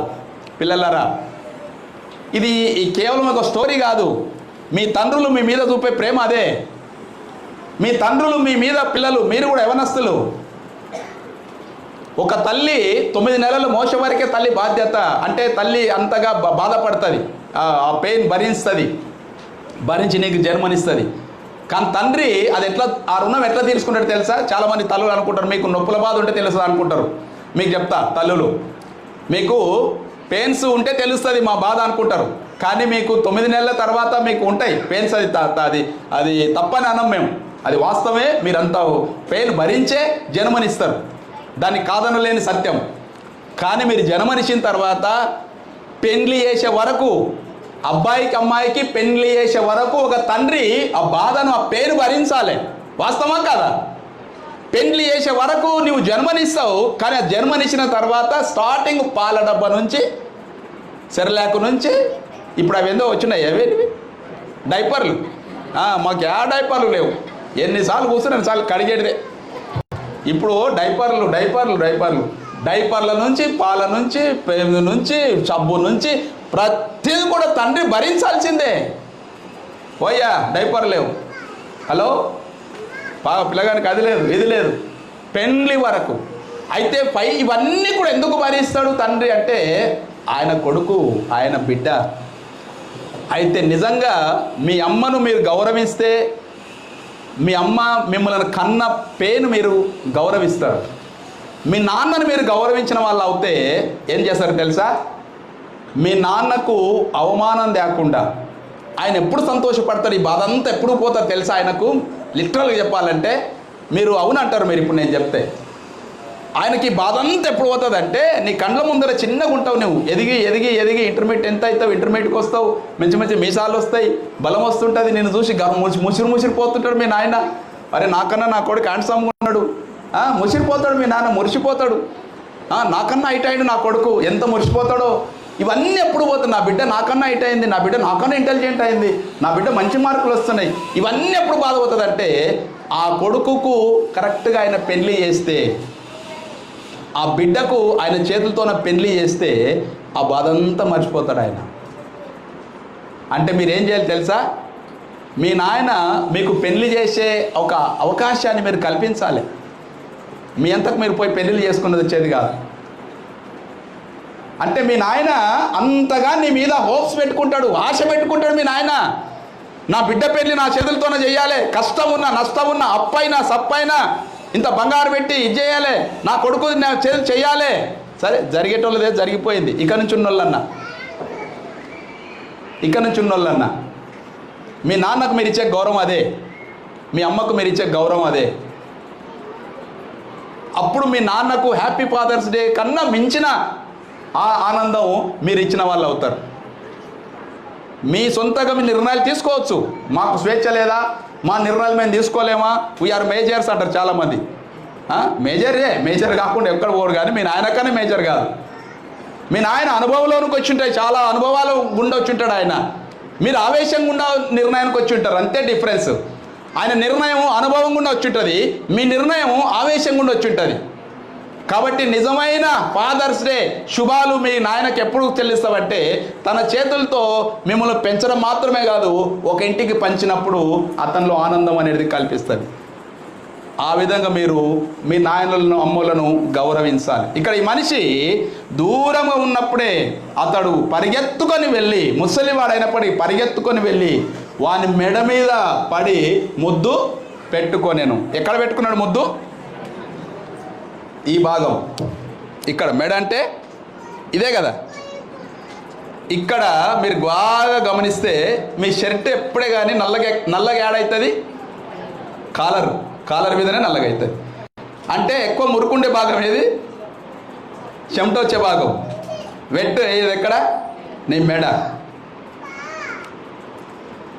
అంటే ఇక్కడ చెమట వస్తుంది, ఇక్కడ ఎక్కువగా మురికి ఉంటుంది. ఆయన నుదుటి మీద ముద్దు పెట్టుకోలే, చేయి తీసుకొని ముద్దు పెట్టుకోలే, చెంప మీద ముద్దు పెట్టుకోలే, వారి మెడ మీద ముద్దు పెట్టుకున్నాడు. ఆయన మురికి, ఆ స్మెల్, అవన్నీ కూడా ఆయనకు ఇష్టంగా మారిపోయినాయి.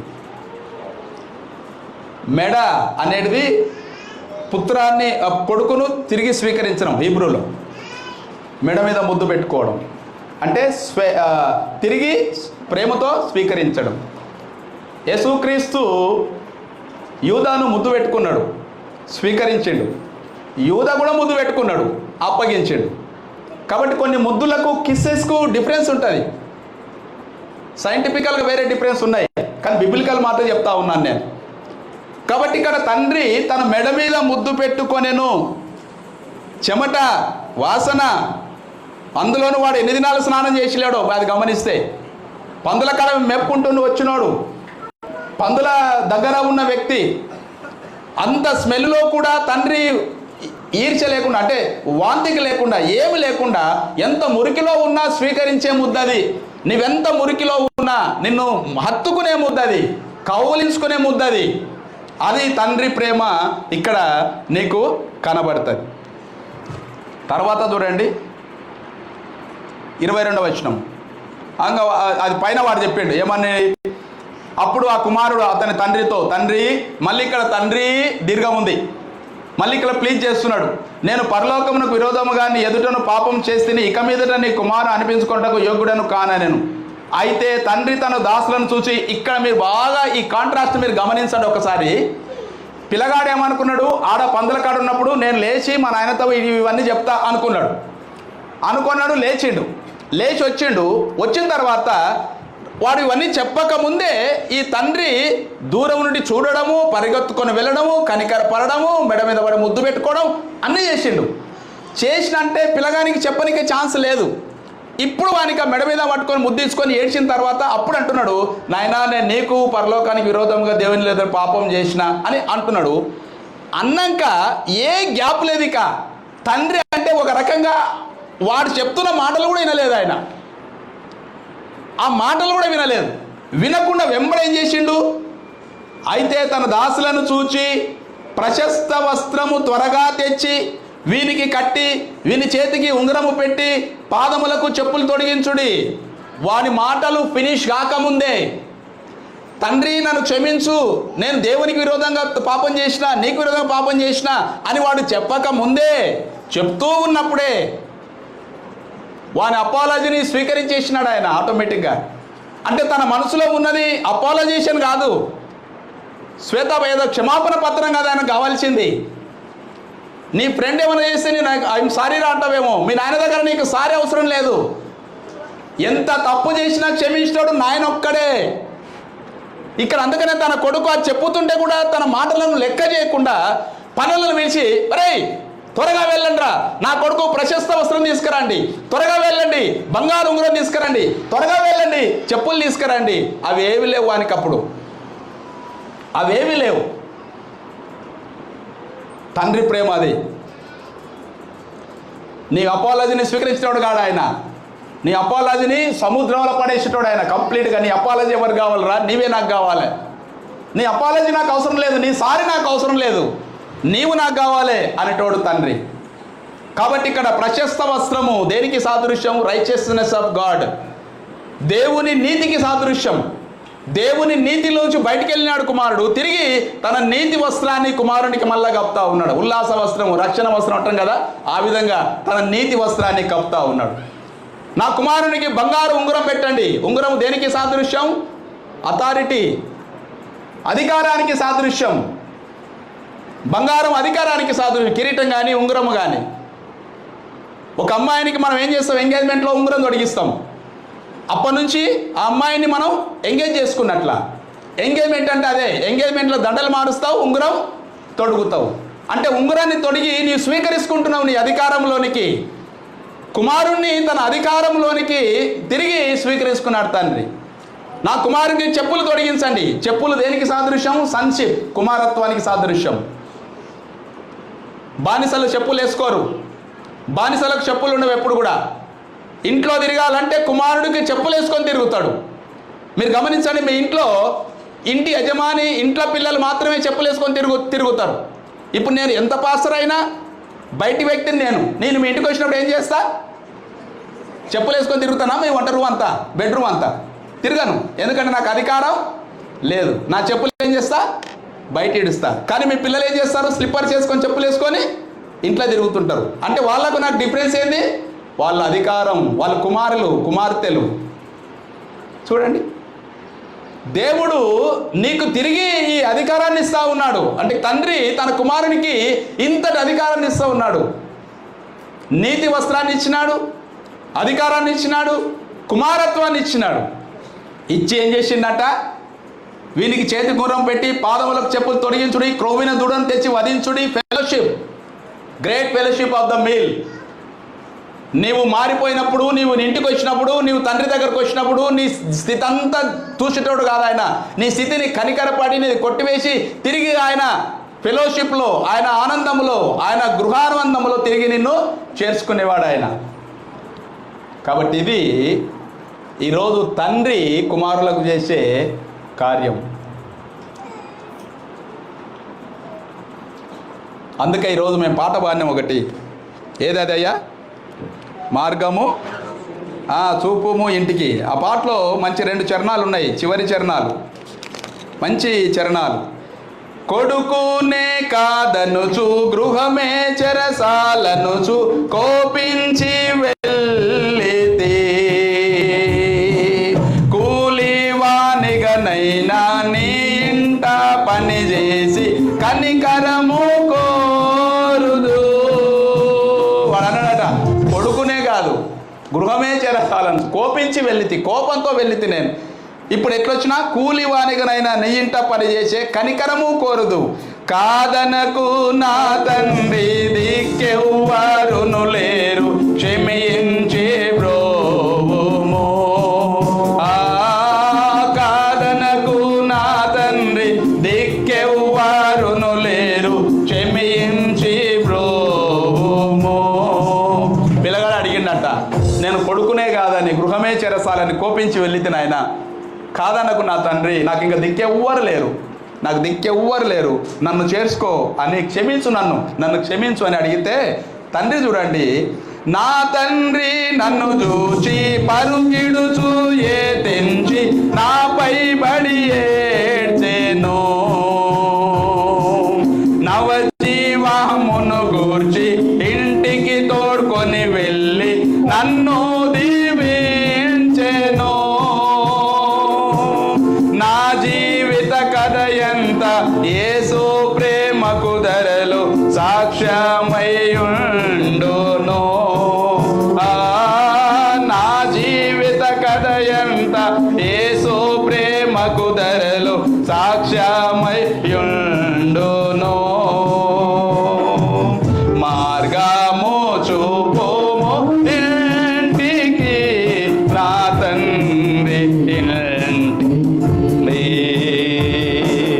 మాధుర్య ప్రేమ ప్రపంచము చూపించు కంటికి. దూరంగా ఉన్నప్పుడే తండ్రి పరిగెత్తుకొని వెళ్ళి వాని మెడ మీద పడి ముద్దు పెట్టుకొని ఉంగరం పెట్టి బట్టలు కొట్టి చెప్పులు తొడిగించి ఫైనల్గా ఆయన ఎన్నమాట ఏంటంటే, నా జీవితము సాక్ష్యంగా చెప్తా, ఇది యేసు ప్రేమకు సాదృశ్యం అన్నాడు. యేసు ప్రేమకు సాదృశ్యం. కాబట్టి ఇక్కడ తండ్రి ఎవరని చెప్పినా యేసుక్రీస్తు. ఈరోజు యేసుక్రీస్తు మనల్ని ఇదే విధంగా ప్రేమించినాడమ్మా. నీవు ఆయనకు దూరం అయిపోయినప్పటికీ ఆయన నిన్ను దూరం చేయలే. నీవు ఆయన దగ్గర కొట్లాడిపోయినా నిన్ను దూరం చేయలే. నీవన్నీ కోల్పోయి సర్వం కోల్పోయినప్పుడు దేవుణ్ణి ఒక్కసారి జ్ఞాపకం చేసుకో. దేవా నేను ఈ స్థితిలో ఉన్నా. ఇమ్మీడియట్గా ఆయన దూరంగా ఉన్నప్పుడే నీ కొరకు ఆయనే పరిగెత్తుకొని వస్తాడు. నీవు వెళ్ళని అవసరం లేదు. నీవు వెళ్ళలే, పరిగెత్తుకొని వచ్చిండు ఆయన. జక్కయ్య దగ్గరికి యేసుక్రీస్తు వచ్చిండు కదా, యెరూషలేము నుంచి ఆయన యెరికో పట్టణము గుండా వెళ్ళిండు ఆయన. జక్కయ్య ఆయన ఉన్న చోటికి వచ్చి, జక్కయ్య ఈరోజు నేను నీ ఇంట్లో ఉండవలసి ఉన్నది. ఎంత ఆనందం జక్కయ్యకు. పాపి, పరిస్థితులు బాగాలేవు, కానీ యేసుక్రీస్తు జక్కయ్యను ప్రేమించిండు, అందుకని ఆయన ఇంట్లో ఉన్నాడు ఆయన. యోహాను సువార్త 4:4 ఒక మాట ఉంటుంది, యేసు సమరయ మార్గమున వెళ్ళవలసి వచ్చెను. Jesus needed go to through the సమరయ. ఈ needed go to through the సమరయ. సమరయ మార్గమున వెళ్ళకూడదు యూదులు, కానీ సమరయ స్త్రీని రక్షించాలంటే ఆ మార్గమున ఆయన వెళ్ళవలసిన అవసరం, ఆవశ్యకత, ద ఎసెన్షియాలిటీ అనేది వచ్చింది. ఈరోజు నిన్ను రక్షించడానికి దేవుడు నీవు అవమానం మీద దూరం ఉండొచ్చు, దేవుని దగ్గర నీకు వైరము పెట్టి నీవు దేవునికి దూరం అయిపోవచ్చు, కానీ దేవుడు నీకు దూరం కాలేదు, తండ్రి నీకు దూరం కాలేదు. నిన్ను ఏ స్థితిలో ఉన్న ఆ స్థితిలో ప్రేమించే వ్యక్తి ఆయన, ఏ స్థితిలో ఉన్న ఆ స్థితిలో నువ్వు కౌగులించే వ్యక్తి ఆయన. నువ్వు ఏ స్థితిలో ఉన్న ఆ స్థితిలో నీకు ప్రశస్త వస్త్రమును, ఉంగరమును, అధికారమునిచ్చి తన కుమార్తెలుగా స్వీకరించే వ్యక్తి ఆయన. ఈ 3 ఉపమానాలు ఉన్న ముఖ్య సారాంశం ఏంటంటే 99 మంది నశించిపోయిన ఒక ఆత్మ పరలోకం నుంచి రక్షింపబడితే అది ఎక్కువగా సంతోషం కలుగును. ఈరోజు నీకు నాకు మనందరికీ కూడా తండ్రి ప్రేమ చూపుతున్నాడు యేసుక్రీస్తు. ఆయన మాటకు లోబడదాం అంతే, ఆయనను గౌరవిద్దాం. Father FATHER. ఎఫ్ అంటే ఈజ్ అ ఫర్గివర్. ఆయన మనల్ని పూర్తిగా క్షమించినాడు మన ఫాదర్. ఏ అంటే ఈజ్ అడ్వైజర్. ఆయన అన్ని సమయములలో మనకు కరెక్ట్ అయిన అడ్వైజ్ ఇచ్చేవాడు. ఆయన సలహాదారుడు, ఆయన చక్కటి సలహాదారుడు ఆయన. టీ అంటే ఈజ్ అ టీచర్. అన్ని గురువుల కంటే ఆయన మంచి గురువు, బోధకుడు. ఆయన మంచి విషయాలు మనకు బోధిస్తాడు ఆయన. హెచ్ అంటే is head of the house. మన జీవితానికి ఆయననే కేంద్రం, మన ఇంటికి ఆయననే హెడ్. యెహోషువ అంటాడు కదా, నేను నా ఇంటి వారిని యెహోవాను సేవిస్తాం. Is the head of our house. ఈ అంటే ఎంకరేజర్. ఆయన మనల్ని ప్రోత్సాహపరిచేవాడు. అన్ని విషయాలలో ఒక తండ్రి మాత్రమే ప్రోత్సాహపరుస్తాడు కుమారుణ్ణి, కుమార్తెను. ఆ ప్రోత్సాహంలో నీ మేలు కొడతాడు ఆయన. ఇంకా వేరే వాళ్ళు ప్రోత్సహిస్తే నీవు పడిపోవాలని చూస్తారు, కానీ తండ్రి ఒక్కడే నిన్ను ప్రోత్సహిస్తాడు. తర్వాత రెస్పాన్సిబుల్. ఆయన బాధ్యత కలిగిన వ్యక్తి. నీవేం చేసినా అది నడుస్తుంది అనే వ్యక్తి కాదు ఆయన. రెస్పాన్సిబుల్, బాధ్యత. కుమారునిగా నీ బాధ్యత ఉండాలి, తండ్రిగా నీ బాధ్యతను కోరే వ్యక్తి ఆయన. కాబట్టి ప్రేమైన దేవుని బిడ్డలారా, దేవుని సంగమా, తప్పిపోయిన కుమారుడు ఆయన జీవితంలో ఏది చేసినప్పటికీ తండ్రి ఆయనను పూర్తిగా క్షమించేసి ఆయన మెడ మీద పడి ముద్దు పెట్టుకొని తిరిగి కుమారుని స్థానాన్ని ఇచ్చినాడు. యేసుక్రీస్తు కూడా మనం పడిపోయిన స్థితి, అగాధ స్థితిలో నుంచి మనం కొట్టుమిట్టాడుతున్నప్పుడు, పాపపు స్థితిలో కొట్టుమిట్టాడుతున్నప్పుడు ఆయన తన ప్రశస్తమైన రక్తాన్ని కార్చి తన మహిమ వస్త్రము, ఉల్లాస వస్త్రాన్ని మనకిచ్చి ఆయన కుమార్తెలుగా యేసుక్రీస్తుని ఎందరు అంగీకరించారు వారందరికీ ఆయన కుమారులు అగుటకు అధికారం అనుగ్రహించను. John 1:12 అధికారం ఆయన అనుగ్రహించినాడు.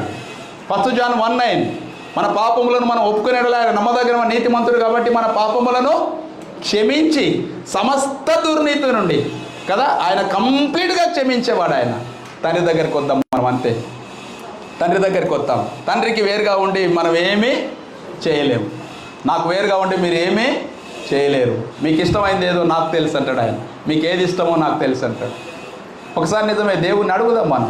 ఒకసారి మీ తండ్రులకి ఏదన్నా, పిల్లలారా, యవనస్తులు మీకు చెప్తా ఉన్నాను, ఒకసారి ఆలోచించుకుందాం, మన మనసులో ఆలోచించుకుందాం. ఒక్కసారి నిజమే మీరు గుండె మీద చేసుకొని చెప్పండి.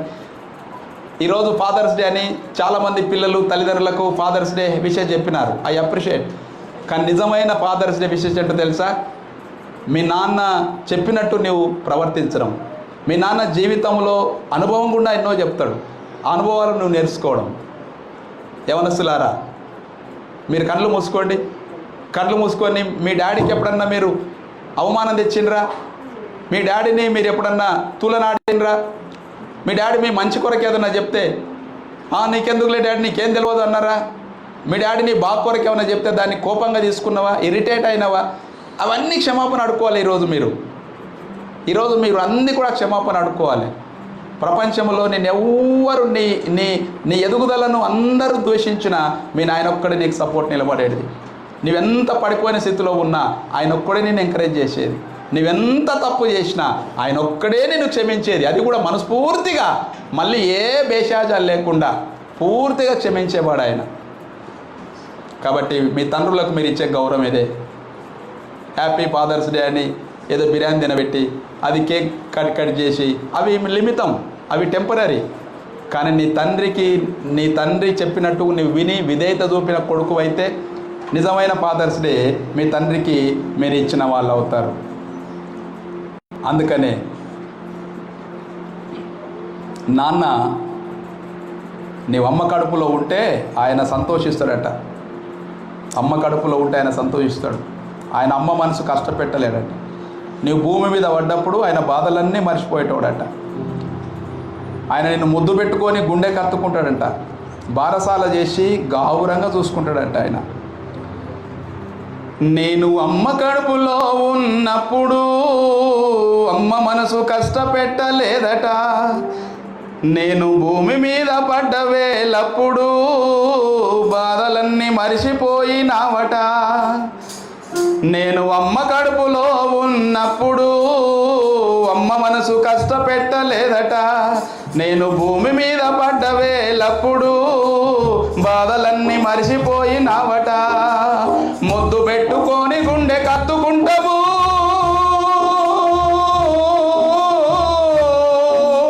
ముద్దు పెట్టుకొని గుండె కత్తుకుంటావు. బారసాల చేసి నన్ను గావురంగా చూసుకుంటావు. నాన్న నాన్న నాన్న నీ ప్రేమెంత గొప్పదో నాన్న, నాన్న నాన్న నాన్న నీ మనసెంత మంచిదో నాన్న.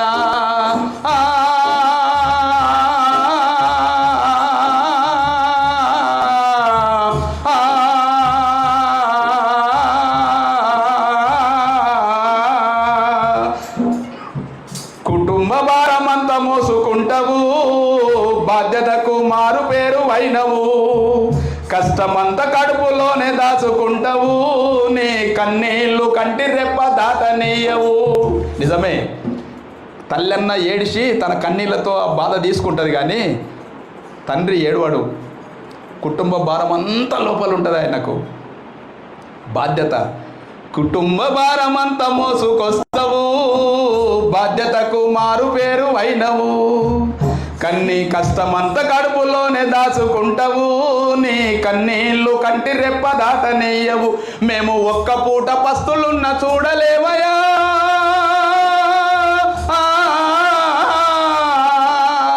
పస్తులంటే ఉపవాసం, పస్తులంటే ఉపవాసం.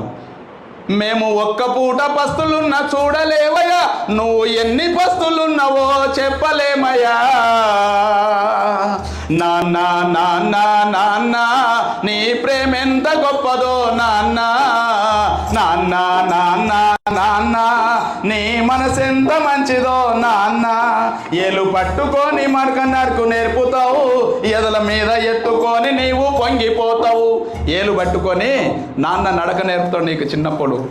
ఆయన ఎదల మీద నీవు ఇట్లా పట్టుకుంటాడు, ఇట్లా పిల్లలు పెట్టుకుంటాం ఎదల మీద పెట్టుకొని వాడు తంతుంటే ఎంత ఖుషాలో తండ్రులకు. అబ్బా, మిమ్మల్ని అందరిని అట్లా పెట్టుకొని పెంచిన వాళ్ళే. నేను నా కొడుకుని అట్లా పెట్టుకొని పెంచిన, మా అమ్మ నన్ను అట్లా పెట్టుకొని పెంచింది. తండ్రులకు మీరు ఇచ్చే గౌరవం ఏంది? నీవు ఎదల మీద తంతుంటావు, ఆయనను ఎంత ఖుషాలు పడతాడు. కానీ పెద్దగా అయినాక ఎదల మీద తంతే అంత బాధపడతాడు ఆయన. ఏలు పెట్టుకొని మాకు నడక నేర్పుతావు, ఎదల మీద ఎత్తుకొని పొంగిపోతావు. మా మంచి చెడ్డలన్నీ నీవు చెప్పినావు, మేము ఎదుగుతుంటే నీవు మురిసిపోయినావు. అబ్బా, మా మంచి చెడ్డలన్నీ నీవు చెప్పినావు, మేము ఎంత ఎదుగుతుంటే అంత మురిసిపోయినావు. అబ్బా అబ్బా అబ్బా, బుద్ధులెన్నో చెప్పుతావు, బుజ్జగించుతావు.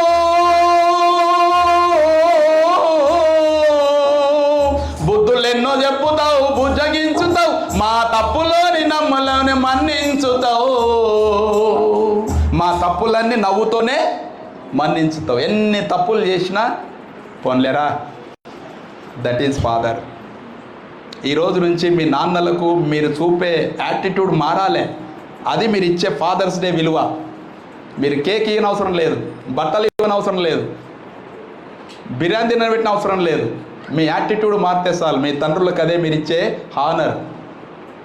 వాని యాటిట్యూడ్ మారింది. అక్కడ ఇంటికి ఉరికొచ్చిండు, తండ్రి చేర్చుకున్నాడు. అదంతా యేసు ప్రేమకు సాక్ష్యంగా నిలబడ్డది. ఈరోజు యేసుక్రీస్తు అదే తండ్రి పాత్ర పోషించిండు. మీ తండ్రి కూడా అదే పాత్ర పోషించిండు. కాబట్టి అలాంటి కృప, అలాంటి హానర్ మన తండ్రులకు మనం ఇవ్వద్దు గాక. కొంతమంది తండ్రులు లేని వాళ్ళు కూడా ఉంటారు కదా. మా నాయన లేడు. చాలామందికి తండ్రులు లేరు. మరి మనమేంటి? తండ్రి, పరమ తండ్రి ఆయన. భూమి మీద తండ్రి లేనివాడు ఎవరైనా ఉంటారంటే ఆయన యేసుక్రీస్తు ఒక్కడే. మీకు తెలియదు అది. ఆయనకు తండ్రి జెనెటికల్గా తండ్రి లేడు ఆయనకు. మనకు తండ్రి లేకుంటే ఫీల్ అవుతాం, మా నాయన లేడు అనుకుంటాం, ఏడుస్తాం. నో, ఆయన కూడా తండ్రి లేడు. తండ్రి లేని వాళ్ళందరికీ తండ్రి ఆయననే. మదర్ తెరీసాకు భర్త లేడు, పిల్లలు లేరు, కానీ ప్రపంచానికి ఆయమ అమ్మ. దేవుడు అలాంటి కృప మీకు అందరికి అనుగ్రహించాలని మనస్ఫూర్తిగా కోరుకుంటున్నాను. కళ్ళు మూసుకొని ప్రార్థన చేద్దాం.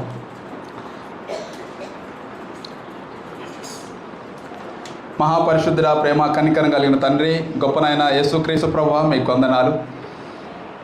ఈ లోకంలో ఫాదర్స్ డే అనేది ఒక రోజును మరి ఈ లోకంలో ఏర్పాటు చేసినారు. ఒక రకంగా అది మంచిది ప్రభువా. తండ్రులు పిల్లల కొరకు పుట్టినప్పటి నుంచి ఎన్ని త్యాగాలు చేస్తారో మేము నేర్చుకున్నాం. నిజమేనాయన, తండ్రి తన కుమారుని ఎంత ఎత్తుకు ఎదిగినా ప్రోత్సహించేవాడు.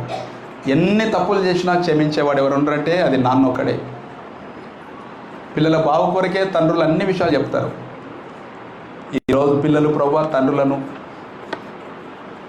ఒక అడ్డంకిగా చూస్తూ ఉన్నారు. మా నాయన నాకు స్వేచ్ఛ ఇవ్వడం లేదనుకుంటున్నారు.